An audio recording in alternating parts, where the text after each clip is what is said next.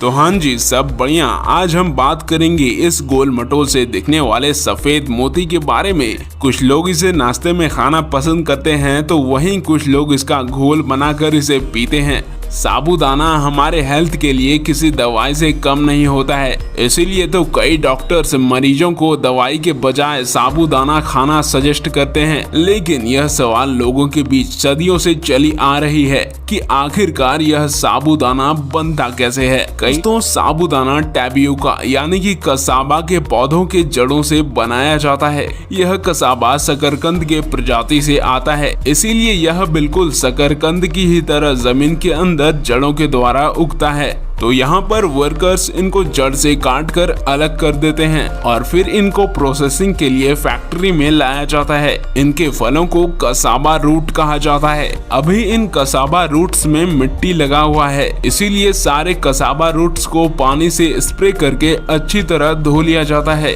उसके बाद सारे कसाबा के फलों को कन्वेयर के जरिए पीलिंग मशीन में डाल देते हैं।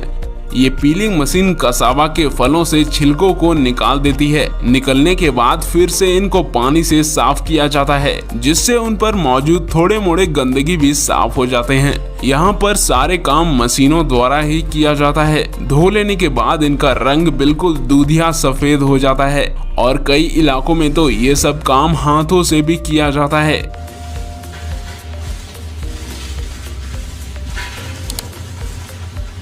उसके बाद सारे छिले हुए कसाबा रूट्स को एक ग्राइंडर मशीन में भेज देते हैं, जहां इनको महीन पीसा जाएगा। ग्राइंड करते समय इनमें खास तरह के केमिकल्स को भी मिलाया जाता है। ग्राइंड होने के बाद ये दूधिया रंग के गाढ़े थक्के के रूप में जमा हो जाता है। इसके पेस्ट में स्टार्च और फाइबर भारी मात्रा में मौजूद होता है, जो कि हमारे हेल्थ के लिए अच्छा नहीं होता है। इसीलिए उनसे सारे शुद्ध स्टार्च और फाइबर को फिल्टरों की मदद से अलग कर लिया जाता है, या कहे तो रिफाइन कर लिया जाता है। रिफाइन का प्रोसेस कंप्लीट होने के बाद अब उनमें जो पानी बचा हुआ होता है उसे नाली के द्वारा बाहर निकाल दिया जाता है।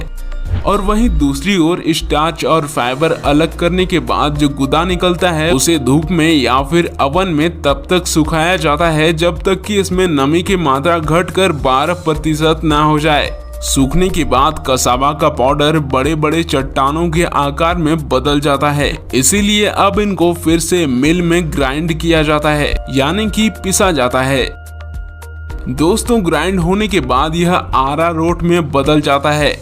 जी हाँ, इसी क्रम में अरारोट को भी बनाया जाता है। अगर आप अरारोट के बारे में नहीं जानते हैं तो आप गूगल पर सर्च करके पता कर सकते हैं। वैसे अरारोट का यूज क्या होता है हमें कमेंट में जरूर बताइएगा।